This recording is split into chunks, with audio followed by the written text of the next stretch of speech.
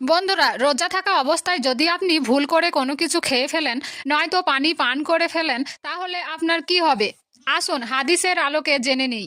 বুখারী শরীফের 6669 নম্বর হাদিসে বলা হয়েছে যে, প্রিয় নবী হজরত মোহাম্মদ সাল্লাল্লাহু আলাইহি সাল্লাম ইরশাদ করেন, যদি কোনো ব্যক্তি রোজা থাকা অবস্থায় ভুল করে কোনো কিছু খেয়ে ফেলে আর নয়তো পানি পান করে, তাহলে সে যেন তার রোজা সম্পন্ন করে, কেননা আল্লাহ তাকে খাইয়েছে ও পানি পান করিয়েছে।